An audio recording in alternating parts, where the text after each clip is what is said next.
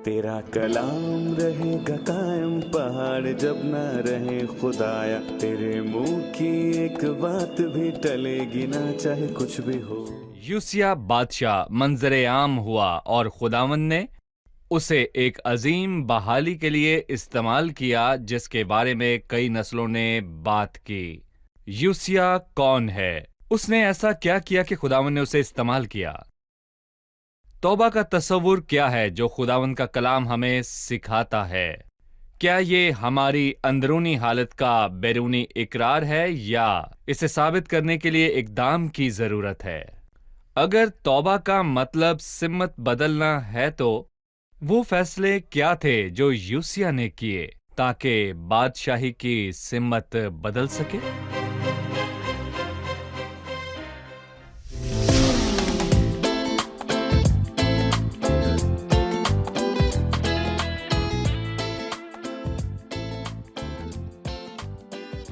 अजीज नाजरीन, मैं अयाद ज़रीफ आप तमाम देखने वालों को हमारे रोज के बाइबली मुतालिया प्रोग्राम की नई किस्त में खुशामदीद कहता हूं।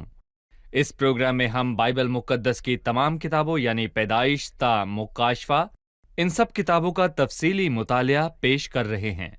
अभी हम सलातीन की दूसरी किताब का मुतालिया कर रहे हैं और आज के प्रोग्राम में हम 22वें और 23वें बाब के मुताले को जारी रखेंगे। यूसिया के कदमों की पैरवी करते हुए जो मर्दे इस्लाह था जिसे खुदावन ने बर्बादी के दौर में मुकर्रर किया था।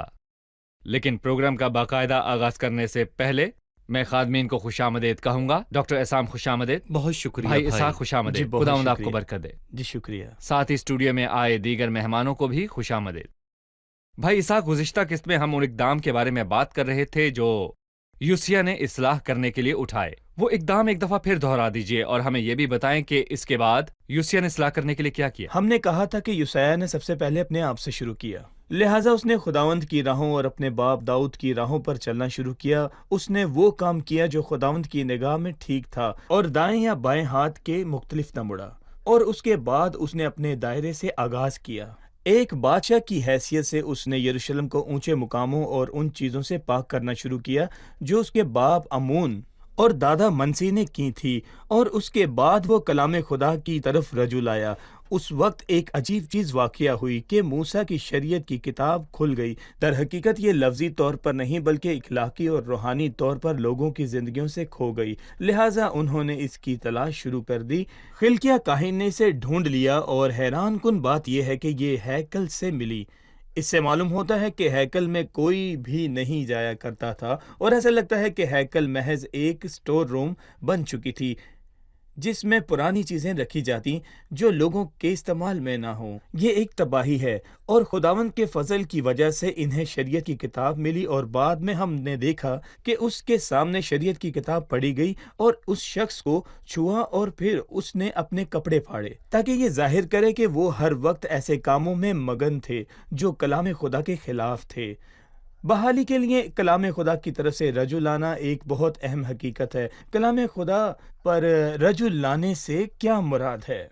इसका मतलब है कि मैं इसकी परवाह नहीं करता कि लोग क्या कहते हैं, यहाँ तक कि अगर वो बेहतरीन लोग हों, हत्ता कि वो मुकद्दसीन ही क्यों ना हो। ये तमाम अच्छे और बाइज़्ज़त लोग हैं, लेकिन एक ईमानदार की हैसियत से मैं खुदा के सामने ज़िम्मेदार हूँ जैसा कि कलाम खुदा ने जाहिर किया और कहा है। इसलिए बहाली के लिए दुरुस्त रवैया यही पूछना है कि कलाम क्या कहता है और हर चीज़ इसके मुताबिक होनी चाहिए जो लिखा है और जो कलाम खुदा से जाहिर किया गया। कलाम की तरफ रजू लाना ये एक अच्छा नारा है। मगरिब में बाज़ औक़ात लोग कहते हैं बाइबल की तरफ दोबारा लौटना, लेकिन कलाम की तरफ लौटने से क्या मुराद है? नाजरीन में से कह सकता है कोई कि उससे अपनी इबादत, खिदमत और मुताले में इससे बात की तलाश की जाए कि कलाम क्या कहता है और वो इसे जान चुका है और वो ऐसी ही जी रहा है। लेकिन मैं इन लोगों से कहना चाहता हूँ जो इस बात का तजर्बा करते हैं, जो बहुत खूबसूरत बात है कि कलाम की तरफ लौटना ज़िंदगी में एक बार होता है या एक मौसम में एक बार होना। भाई अयाद, मेरा ख्याल है कि इसके रूहानी और इखलाकी मायने ये हैं कि मैं आप नाजरीन को तमाम हकीकी ईमानदार जो खुदावंद से मोहब्बत रखते हैं उन्हें इस कलाम से भी मोहब्बत रखनी चाहिए اور خداوند نے کہا ہمارا ایمان کا اظہار اس کے احکاموں کو ماننے سے ہوتا ہے۔ جب میں خداوند اور اس کے کلام سے محبت کرتا ہوں تو کلام ہی روز میرا معیار ہوتا ہے۔ میں موسمی طور پر یا زندگی میں ایک بار کلام خدا کی طرف رجوع نہیں لاتا، بلکہ وہ ہر روز روحانی طور پر کلام کی طرف لوٹتا ہے کہ کیا میں کلام کے مطابق چل رہا ہوں یا نہیں۔ کیا میری خدمت اور میری کلیسیائی سرگرمیاں کلام کے مطابق ہیں؟ بھائی آیات، میرا خیال ہے کہ ان سب باتوں سے بہت زیادہ فرق پڑتا ہے۔ ڈاکٹر اسام، جیسا کہ ہم نے سنا ہے کہ کلام خدا کی طرف لوٹنے کے کچھ تقاضے ہیں، صحیح۔ لہٰذا کسی اصلاح کار نے کہا ہے کہ سارا کلام اور صرف کلام، اور کلام کہتا ہے کہ شریعت اور شریعت پر نظر کرو، اگر وہ اس کلام کے مطابق نہ بولیں تو ان کے لیے صبح نہ ہوگی۔ اور یہاں یوسیہ نے کلام خدا سنا، لیکن میں جاننا چاہوں گا کہ جب اس نے کلام سنا تو اس کا رد عمل کیا تھا؟ یہ زبردست تھا، لیکن اس کے رد عمل پر بات کرنے سے پہلے میں یہ کہنا چاہوں گا کہ جو خدا کی مرضی کو پورا کرنا چاہتا ہے، خدا اس پر کلام کو ظاہر کرتا ہے اور اسے عطا کرتا ہے۔ اور گزشتہ قسط میں ہم نے کہا تھا کہ انہوں نے کلام پر نگاہ نہ رکھی تھی۔ خلقیہ نے کلام کو تلاش کیا، اور جیسا کہ بھائی نے کہا کہ ہیکل سٹور روم کی طرح ہو گئی اور کلام وہاں پر سٹور تھا۔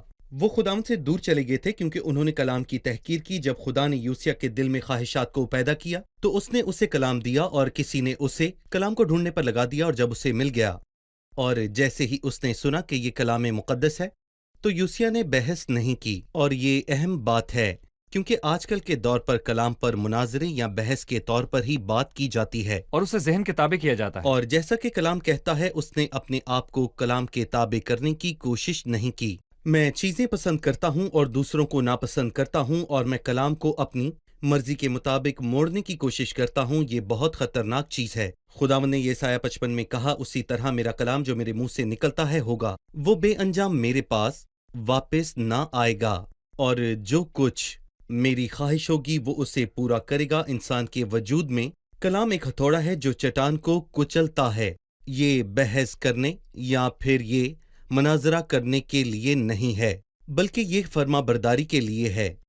اور 22ویں باب میں صافن منشی نے بادشاہ کو بتایا کہ مجھے توریت کی کتاب ملی ہے، اور صافن نے اسے پڑھا اور اسے سننے کے لیے بے چین تھا۔ اس نے اسے بتایا کہ وہ اصلاح کے بعد ایسا کرے گا۔ وہ جانتا تھا کہ کلام کے بغیر درستگی سے اصلاح نہیں ہو سکتی، سو اس نے پہلا کام یہ کیا کہ اس نے بادشاہ کے سامنے اسے پھاڑا۔ لکھا ہے جب بادشاہ نے توریت کی کتاب کی باتیں سنی تو اپنے کپڑے پھاڑے۔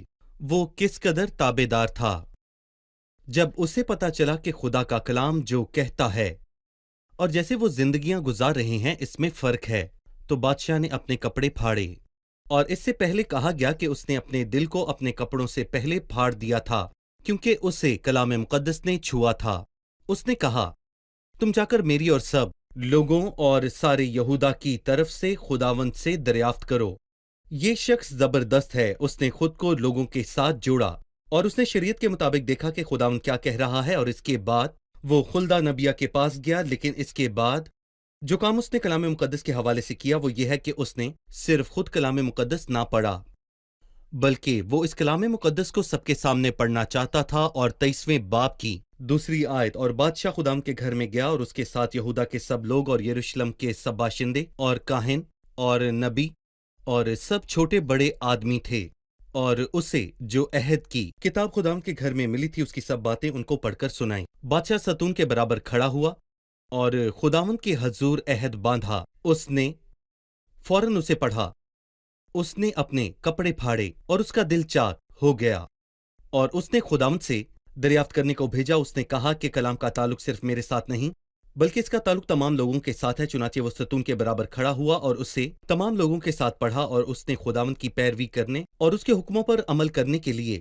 خداوند کے حضور عہد باندھا۔ گویا وہ سب کو بتا رہا تھا کہ وہ شریعت کی کتاب کے مطابق چلیں گے، اور ان کے پاس اس کلام کے سوا اور کوئی ذریعہ نہیں تھا جہاں سے وہ سچ جان سکیں۔ اور 4 آیت سے اس نے اصلاح کا آغاز کیا۔ پھر بادشاہ نے سردار خلقیہ کو اور ان کاہنوں کو اور دربانوں کو حکم کیا کہ ان سب برتنوں کو جو بال اور یسیرت اور آسمان کی ساری فوجوں کے لیے بنائے گئے تھے خداوند کی ہیکل سے باہر نکالیں۔ اور وہ کام کرنے لگا، اور جیسا کہ بھائی اسحاق نے کہا، اس نے ناپاکی کو صاف کرنا اور جو ٹھیک تھا وہ کرنا شروع کیا۔ ہم ایک وقفہ لیں گے اور پھر ان اقدامات پر بات کریں گے جو یوسیہ نے اصلاح کرنے کے لیے اٹھائے۔ ناظرین، ایک چھوٹے سے وقفے کے بعد آپ سے پھر ملیں گے، ہمارے ساتھ رہیے۔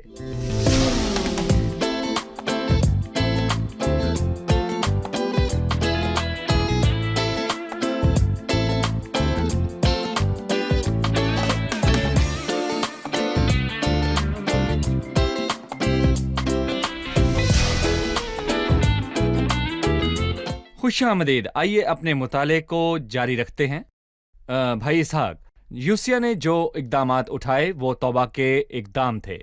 लफ्ज़ तौबा आज के ज़माने में बहुत इस्तेमाल किया जाता है और इस इस्तेमाल की वजह से ये अपनी कदर खो रहा है। लिहाजा खुदा की तरफ लौटने के मामले में लफ्ज़ तौबा से क्या मुराद है? भाई आयात दरअसल एक सादा सी बाइबली मायने में तौबा से मुराद सोच और समत में बदलना है। तौबा समत और पूरी ज़िंदगी की राह, सोच, मर्जी, एहसासात और हर चीज़ को बदल देती है।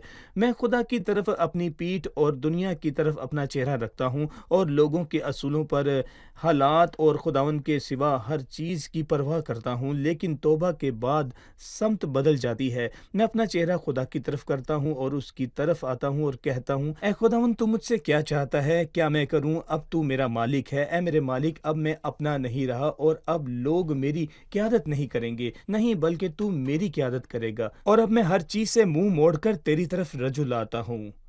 आपने अपने सवाल में एक बहुत ही अच्छी बात कही थी कि इन दोनों कलाम की कदर में कमी वाक़या हो गई है। भाई आयात, मसला ये है कि कुछ लोग सोचते हैं कि वो चंद मखसूस अल्फाज बोलते हैं और मखसूस चीज़ें करते हैं तो वो समझते हैं कि उन्होंने तौबा कर ली है। मसलन कि मैं एक इबादत पर जाता हूँ और जैसा कि आपने गुज़िश्ता एक साथ में कहा है कि ये बहाली की एक तस्वीर तो है। फिर कोई कहता है कि अगर कोई तौबा करना चाहता है तो अपना हाथ उठाए, तो मैं अपना हाथ उठाता हूँ। क्या इसका क्या मतलब है कि मैंने तौबा नहीं की? अगर कोई तौबा करना चाहता है तो तौबा कहे, खुदा मैं गुनाहगार हूँ, मुझ पर रहम कर। क्या इन अल्फाज की बुनियाद पर मैं आसमान पर जा सकूँगा? अगर मैं गुनाह में ज़िंदगी गुजारता हूँ यूँ तो क्या इन अल्फाज को 10 दफ़ा दोहराने की भी कोई वो खुदा कदर की तरफ नहीं है? फिरेगा। जी, खुदा की तरफ फिरना। और गौर करें कि कलाम में तौबा हमेशा हालात गम से मुंसलिक है। सही। खुशी तौबा के बाद आती है, लेकिन तौबा का आगाज़ खुशी से नहीं होता, क्योंकि खुदा परस्ती का गम ऐसी तौबा पैदा करता है जिसका अंजाम सही। नजात है। लिहाजा इंसान को दुरुस्तगी से तौबा को समझना चाहिए। ज़रूर है कि मैं ये महसूस करूं कि मैं बुरा हूं और अपनी हालत पर अफसोस करता हूं, और इसके बाद मुझे खुदा की तरफ लौटना और अपने सोचने का अंदाज और अपनी ज़िंदगी की समत में बदलना चाहिए। और खुदा मेरी ज़िंदगी का मालिक है और मुझे इसी को इख्तियार देना चाहिए, और इसके बाद खुदा की मदद से मेरे तमाम रास्ते नई समत में बदल जाएंगे। ये तौबा है जिसकी ज़रूरत खुदा से दूर शख्स को होती है, और बाज़ औक़ात ईमानदार को भी तौबा की ज़रूरत होती है। मुकाशफा की किताब के 2 और 3 बाब में कलीसिया को लिखे गए 7 खतूत में से 5 में से हम तौबा के बारे में पढ़ते हैं। यहाँ यसाया खुदा की तरफ लौट रहा है। अगरचे पहले हम मुत्तफिक थे कि वो एक खुदा तर्स शख्स है, लेकिन उसके बाद महसूस हुआ कि उसे तौबा की ज़रूरत है, और हम में से हर एक को वक्तन फरवक्तन तौबा की ज़रूरत होती है। जब मैं मसीह को नजात दहिंदा के तौर पर कबूल करता हूँ और एक आम रुझान के तौर पर गुनाह की तरफ पीट कर बैठता और हूँ। इससे हम एक अमली मामले के बारे में सोचते हैं, वो ये कि अगर मेरी जांच ना हो तो तौबा कैसे हो? और मेरी जांच कैसे हो अगर मैं हर रोज खुदा और उसके कलाम के पास ना आऊं? और अपनी पैमाइश के मेयार के बगैर ये कैसे पता चले कि मुझ में टेढ़ापन है?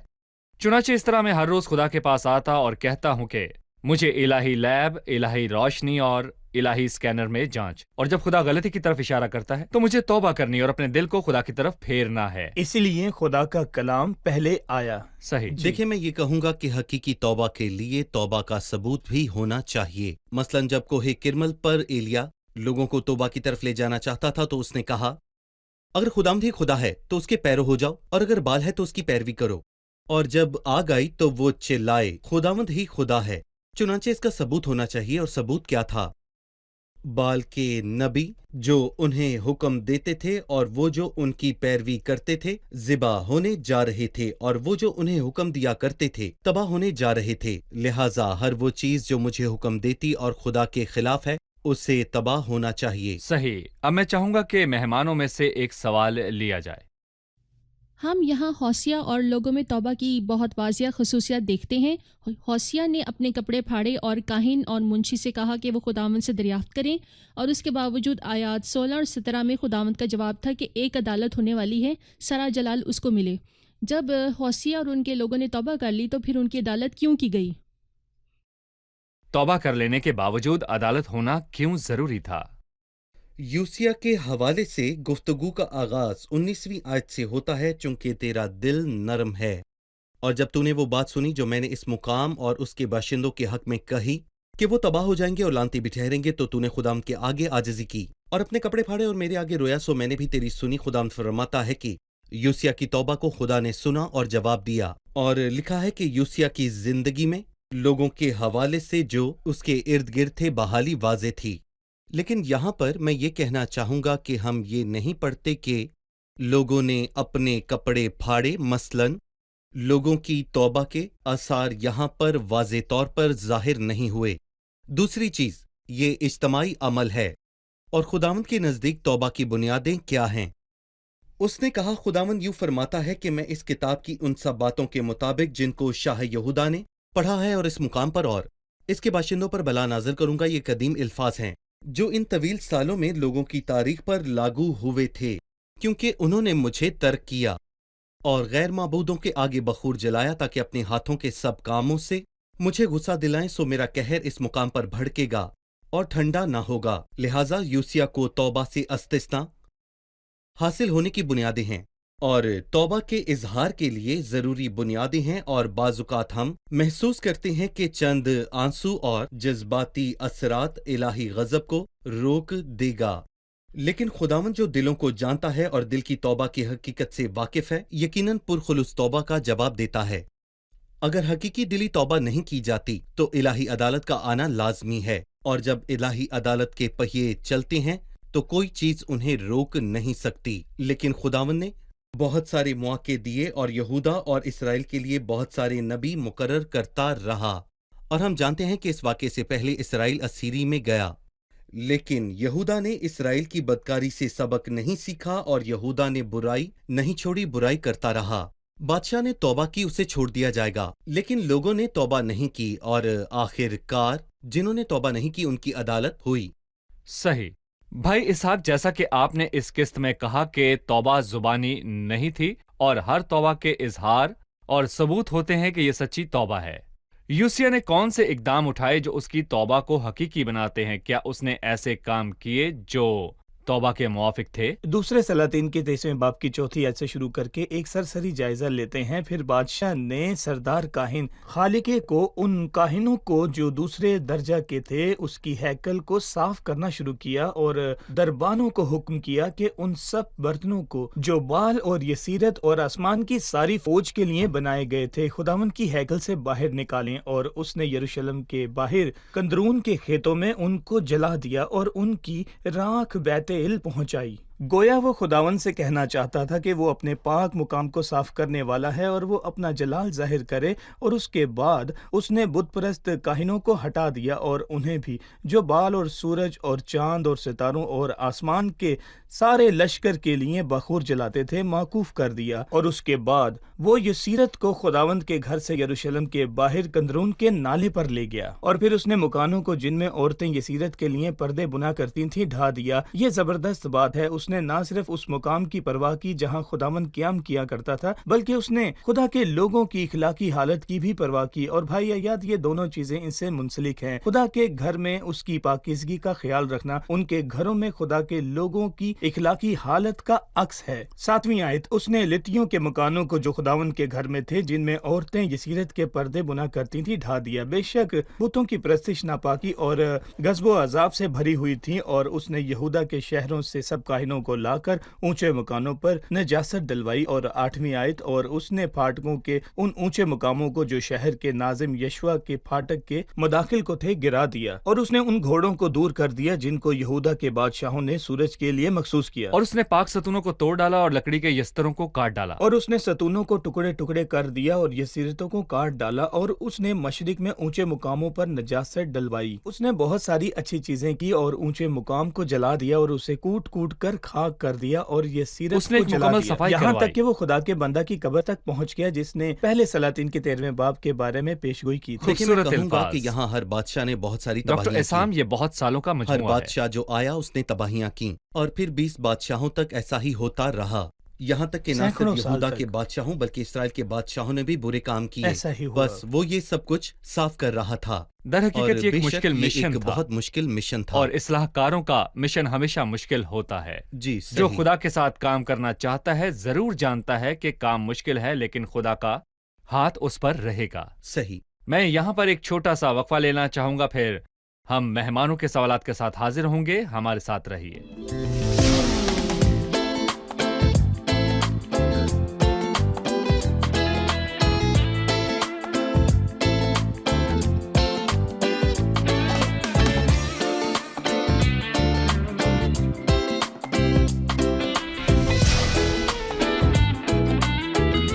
خوش آمدید. آئیے بڑھتے ہیں مہمانوں کی جانب اور جانتے ہیں ان کا سوال کیجیے. اس میں اس نے کہا حوثیہ نے ایک فسا تیار کی. کیا فسا تیار کرنا ضروری تھا اور فسا کا کیا مطلب ہے؟ یوسیہ نے جو فسا بنایا اس سے کیا مراد ہے اور کیا یہ اس کے لیے ضروری تھا؟ فسا خداوند کی عیدوں میں سے ایک ہے اور میں کہوں گا کہ یہ پہلی عید ہے جو خداوند نے احبار کی کتاب کے 23ویں باب میں لوگوں کو تیار کرنے کے لیے کہی تھی، اور خروج کے 12ویں باب میں پہلی دفعہ فسا تیار کی گئی اور اسے یہ نام دیا گیا. جب برا ذبح کیا گیا تو اسے فسا کا برا کہا گیا، اور برے کی اہمیت یہ تھی کہ جب وہ اس برے کو گھر کے اندر کھاتے تھے تو وہ اس کا خون دروازے کی دونوں چوکٹوں پر لگاتے تھے تاکہ وہ فرشتہ جو مصر کے پیلوٹوں کو مارنے کو آ رہا ہے وہ ان کے گھروں کو چھوڑ دے، اور جس گھر کے دروازے پر خون نہیں ہوگا تو وہ اس گھر کے اندر جا کر پیلوٹے کو مارے گا. چنانچہ اس نے خون لگا کر اسرائیلیوں کے گھروں کو مصریوں کے گھروں سے الگ کیا جب وہ اندر بھنا ہوا برا کھا رہے تھے، اور وہاں خون نے پیلوٹے کو بچایا. اور یہ وہ طریقہ تھا جس سے خدا نے پیلوٹوں کو مرنے سے بچایا تھا. اور یہاں پر میں یہ کہنا چاہوں گا، اور یہی وہ آخری چیز تھی جو فرعون کے ساتھ ہوئی، اور اسے خدا نے اپنے لوگوں کو مصر سے نکالنے کے لیے استعمال کیا تاکہ وہ بیابان سے ہو کر وعدے کی سرزمین تک پہنچیں. اور اس کے بعد یہ حکم دیا گیا کہ یہ فسح ہر سال منائی جائے. یہ تمام عیدوں میں سے زبردست ہے. اس کا مطلب ہے کہ تم یہ نہ بھولنا کہ پرانے وقتوں میں کس طرح سے تمہیں مصر کی غلامی سے چھڑایا گیا تھا. پرانے وقتوں میں تمہیں بھنے ہوئے برے اور خون کے ذریعے مصر کی غلامی سے چھڑایا گیا تھا. اور نئے عہد نامے سے ہمیں فسح کا مطلب معلوم ہوتا ہے، جیسا کہ پہلے کرنتھیوں کے 5ویں باب میں یہ لکھا ہے کہ چنانچہ بے خمیر ہو کیونکہ ہمارا بھی قربان فسح کیا یعنی گیا. مسیح قربان ہوا. فسح کچھ نہیں بلکہ مسیح کی طرف ایک اشارہ ہے، اور اس برے کو بھوننا خدا کی عدالت کے لیے مسیح کی صلیب کی طرف اشارہ کرنا ہے، اور اس برے کے خون کو چھڑکنا مسیح کے خون کی طرف اشارہ کرتا ہے جو ہر گناہ کو پاک کرتا ہے. مسیح کا کام نہ صرف انسان کو مصر کی غلامی سے چھڑاتا بلکہ شیطان کی غلامی سے بھی چھڑاتا ہے. یہ نہ صرف انسان کو ملک میں داخل کرتا ہے بلکہ آسمان پر بھی پہنچاتا ہے، اور ہمیں اسے نہیں بھولنا چاہیے. اور انہیں ہر سال فسح کو عید کے طور پر سال میں ایک بار منانا تھا. لیکن خداوند ہمیں سکھاتا ہے کہ یہ فسح کیا ظاہر کرتا ہے. فسح مسیح ہے، اور یہ وہ یاد ہے جو ہمیں ہر ہفتے کرنی چاہیے. میں کہوں گا یوسیہ کے زمانے تک کلام میں اس بات کا ذکر نہیں ہے کہ فسح جو ہر سال منانا چاہیے تھا 7 بار کے علاوہ بھی منایا گیا. کیا یہ ممکن ہے کہ 7 دفعہ؟ مسیح کے آنے تک 7 بار. یوسیہ کے دنوں تک میرے خیال میں یہ 5 بار منایا گیا. پھر عزرا کے زمانے میں، اور پھر جب خداوند زمین پر تھا تو اس نے فسح کو تیار کیا. خروج کی کتاب میں یہ مصر میں تیار کیا گیا، اور گنتی 9 میں یہ بیابان میں بنایا گیا. اور پھر یشوع 5 میں جب وہ ملک کنعان میں داخل ہوئے تو یہ بنایا گیا. پھر حزقیہ نے اسے پہلی بحالی پر تیار کیا جو کہ بہت ہی حیران کن تھا، اور گزشتہ قسط میں ہم نے حزقیہ کے بارے میں پڑھا تھا. پھر یوسیہ نے 5 بار بنایا، اور پھر اس کے بعد کلام مقدس میں اس کا ذکر صرف 5 دفعہ ہے کہ انہوں نے اس کو یاد کیا. گویا الہی عمل کا انکار، اس کی اہمیت کا انکار، وہ اسے یاد کرنا نہیں چاہتے تھے کہ اس نے انہیں مصر سے کیسے نکالا جو کہ غلامی کی زمین تھی، اور خون کو یاد نہیں کرنا چاہتے تھے جو ان کے لیے بہایا گیا. اور پھر موجودہ دور میں فسح کو نظر انداز کرنے کا مطلب مسیح کے کام کی تعریف اور اس پر توجہ کی کمی ہے، کیونکہ مسیح کا کام خدا کی محبت اور اس کے پاخون کی اہمیت اور مسیح کی تکلیفوں کو ظاہر کرتا ہے. جب ہم مسیح کے الہی کام کی پرواہ نہیں کرتے تو ہم اس کی تحقیر کرتے ہیں. یہ ایک اچھی خبر تھی کہ یوسیہ نے فسح تیار کیا جو خدا پر انحصار کرنے کا عمل ہے. خدا جس نے اپنے لوگوں کو فسح کے برے کے خون کے وسیلے سے بچایا، وہی ہے جو اپنے لوگوں کو کمزوری اور ناکامی کی راہ کے نیچے سے نکال سکتا ہے. اور انہیں دوبارہ اپنے لیے قوم بنا اس نے ایک سکتا ہے۔ باعزت کام کیا اور یقیناً قاضیوں اور اسرائیل کے بادشاہوں کے کل ایام میں ایسی عید فسح کبھی نہیں ہوئی سوال تھی۔ یہ تھا کہ فسح سے کیا مراد ہے؟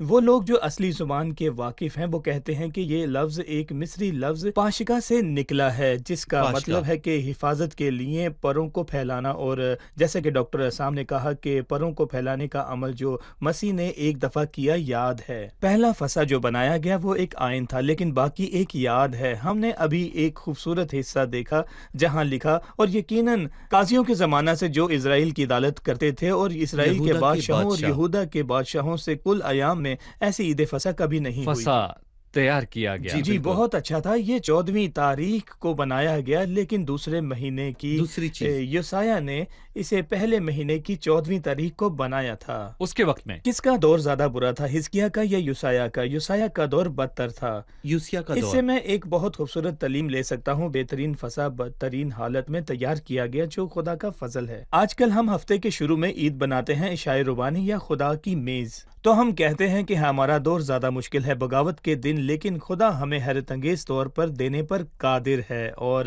پرستش کی بدترین عبادت اور وقت۔ بدترین دور میں روٹی توڑنا بدترین اور وقت میں۔ بدترین وقت۔ جی صحیح۔ اب وقت ہے کہ ہم مہمانوں کے ساتھ مل کر قسط کی دہرائی کریں۔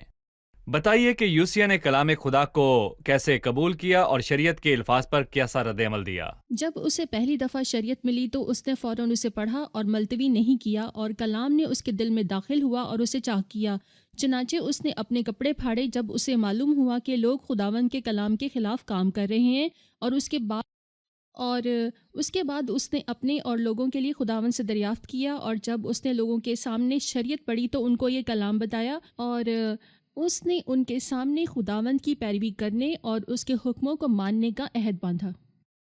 بائبل مقدس کی روح سے توبہ سے کیا مراد ہے، جیسی یوسیا نے کی؟